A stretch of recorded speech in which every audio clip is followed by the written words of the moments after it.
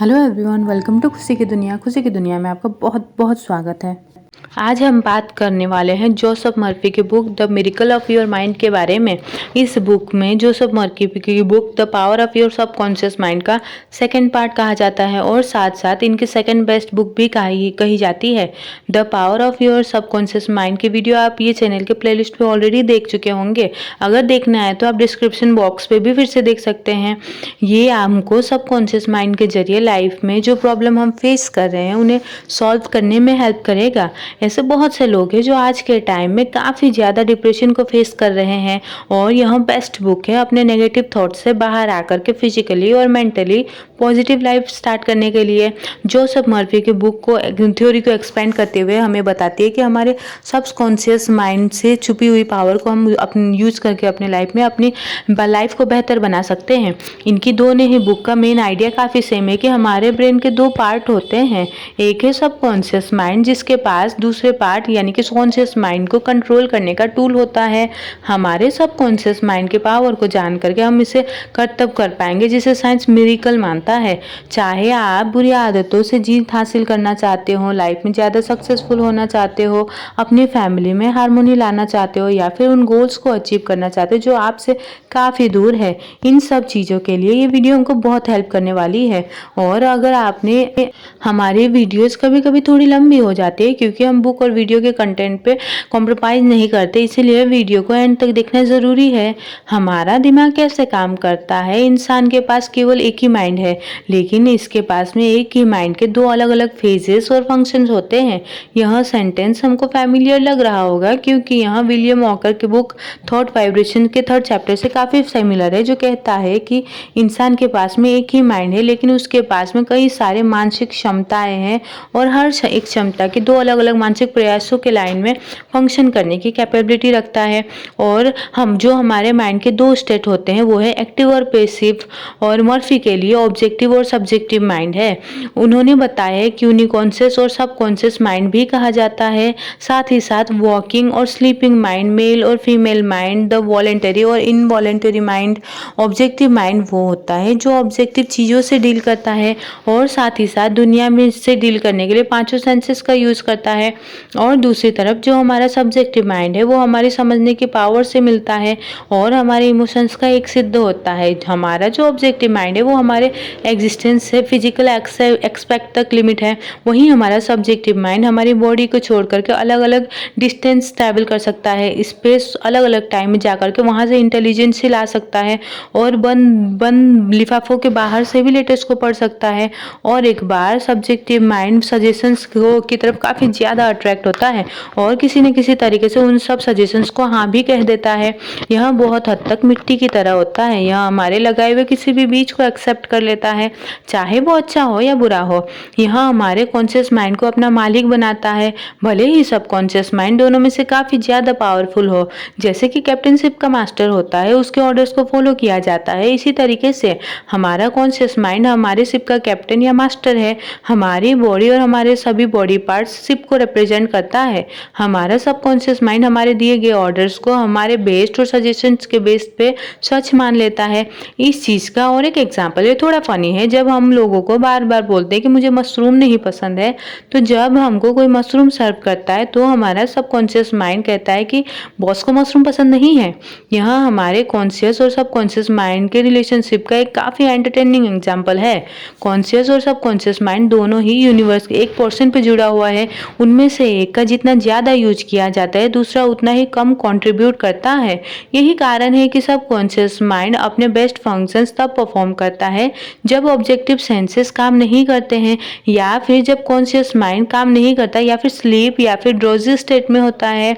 Subconscious mind हमारी कैसे मदद कर सकता है? हमने अब तक जो भी सीखा वो सिर्फ इंट्रोडक्शन था, या यह कहे द मिरेकल ऑफ माइंड का एक थ्योरेटिकल चैप्टर था।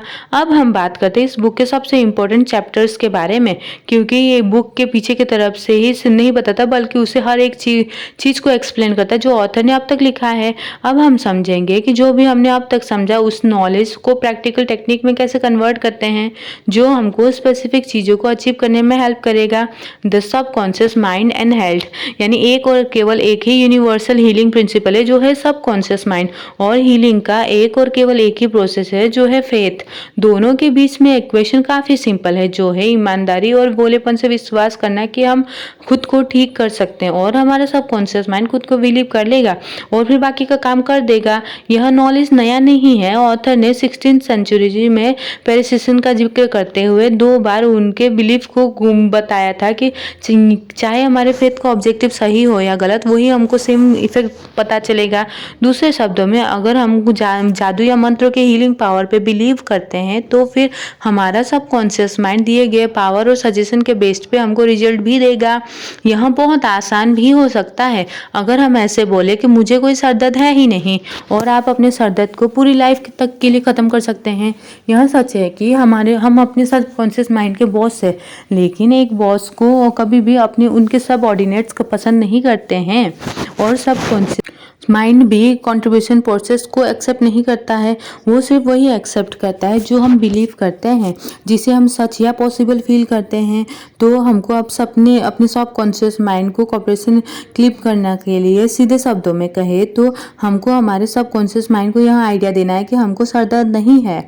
जैसे कि ऑथर के एक फ्रेंड है जो उसको मुझे हेडेक नहीं है, जो कि एक डिक्लेरेशन है, ये काम नहीं करता है, मगर मेरा हेडेक खत्म हो रहा है ये कहना काम करता है। ध्यान इससे सुनिएगा ये वर्ड को, मुझे हेडेक नहीं है और मेरा हेडेक खत्म हो रहा है, 2 डिफरेंट वर्ड्स हैं।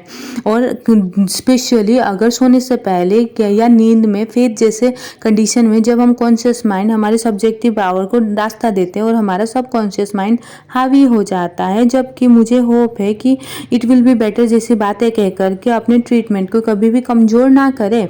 हमारी बॉडी का सेलुलर सेटअप हमारे सबकॉन्शियस माइंड को फेथफुली और उसे होनेस्टी से एक्सेप्ट कर लेता है, जो उसे कॉन्शियस माइंड प्रोवाइड कराता है।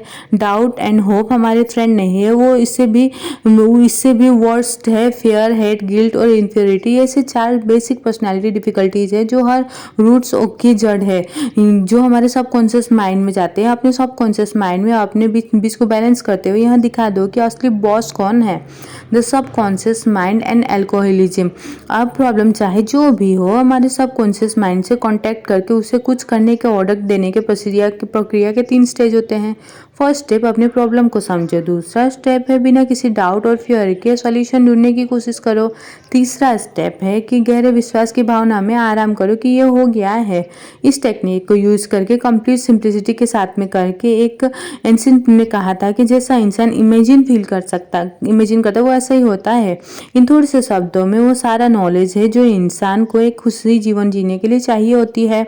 जो नेरी कहते हैं कि अगर आप एल्कोहलिक है तो एडिक्शन का उल्टा सबवर्टी नहीं है, कनेक्शन है। यानी कि एक टेक्निक, अपडेटेड टेक्निक है जो है imaginary mental conversation with absent friend. यानी कि इस टेक्निक के 3 स्टेप्स होते हैं। पहला स्टेप है स्टिल हो जाए और अपने दिमाग को चलाना बंद कर दे और फिर स्लीपी ड्राउजी स्टेप में चली जाए। और दूसरा स्टेप होता है कोई भी ऐसा फ्रेज ले जो कि इजीली हमारे मेमोरी में स्टिक हो जाए और उसे रिपीट करते रहे।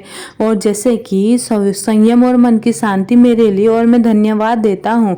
आपको इस फ्रेज को 5 मिनट रिपीट करते चाहिए, या तो जोर से या फिर इसके प्रोनाउंसिएशन को होंठ और जीभ हिला करके करें जैसा कि नॉर्मली आप करते हैं। इसके बाद तीसरा स्टेप होता है सोने से ठीक पहले इमेजिन अ फ्रेंड वाली टेक्निक। इमेजिन करें कि आपका कोई लव्ड वन आपके सामने हो, आपकी आंखें बंद हो और आप उन्हें पूरे रिलैक्स्ड हो। जो आपके लव्ड वन है वो आपको कॉन्ग्रेचुलेशंस कह रहे हो। आप उनकी स्माइल देख सकते हो, आप उनकी आवाज़ सुन सकते हो, आप उनके फेस और हाथ को टच कर सकते हो। और यह सभी बहुत ही रियरली है। जो कॉन्ग्रेचुलेशन वर्ड है वो एक पूरा कंप्लीट फ्रीडम है। इस वर्ड को बार बार सुने, जो अब तक कि हमने ऐसा रिएक्शन जिसे हम सेटिस्फाई ना हो जाए, वैसा रिएक्शन ना मिले। द सबकॉन्शियस माइंड हमारी इकोनॉमिक हेल्थ के लिए पैसा बहुत ज़रूरी है, इसीलिए हमको हमारे पास में वो सब होना चाहिए जिसकी हमें ज़रूरत है, और एक सरप्लस अमाउंट भी। हमारे पास पहले से इतना पैसा नहीं हो सकता है। जो इसके 2 कारण हो सकते हैं, या तो आप लगातार अपने मन में पैसे के बारे में कुछ सोच रहे हो, या फिर जैसे कि मैं पैसे से नफरत करता हूँ, पैसे एक बुरी चीज़ है, या फिर पैसा सभी बुराई की जड़ है, या फिर आप अपनी सबकॉन्शियस माइंड को गलत चीज़ों का ऑर्डर दे रहे हैं ये सब बोल के, जैसे कि मुझे पैसों की ज़रूरत है, मुझे पैसा और सफलता चाहिए। ट्रिक ये है कि एक मुंह से सजेस्टेबल फ्रेज ढूंढो और इससे नींद में कुछ मिनट तक रिपीट करें। यहाँ मनी के केस में हम ये फ्रेजेस यूज़ कर सकते हैं। वेल्थ, सक्सेस, ये सबसे सिंपल फ्रेज है। इन दोनों वर्ड्स को हमें रिपीट करना होगा, एक के बाद एक 5 मिनट के लिए रिपीट करना होगा, दिन में 3 से 4 बार, जिससे हमारे और हमारे सबकॉन्शियस माइंड के बीच में एक नेसेसरी कनेक्शन बन जाए। और फाइनली हमारे सबकॉन्शियस माइंड और इस दुनिया के बीच में अगला फ्रेज होता है, दिन रात मैं अपने ही इंटरेस्ट वाले काम में सक्सेसफुल हो रहा हूँ। तीसरा फेज होता है, मेरी सेल्स हर दिन इम्प्रूव हो रही और मैं हर दिन प्रोग्रेस कर रहा हूँ, एडवांस होता जा रहा हूँ और मेरी वेल्थ भी बढ़ रही है। ये सुन करके हमारे मन में हैप्पी खुशी आ जाती है, इसमें कोई डाउट नहीं या फिर गिल्ट नहीं है, फियर नहीं है, इसलिए ये काम करेगा। The subconscious mind and marital problems, यानी कि सबकॉन्शियस माइंड के पास में एक अद्भुत पावर होती है, मगर ये पावर बिल्कुल भी अगर इससे किसी का फ़ायदा ना हो तो वेस्ट है। फॉर एग्जाम्पल, अगर कोई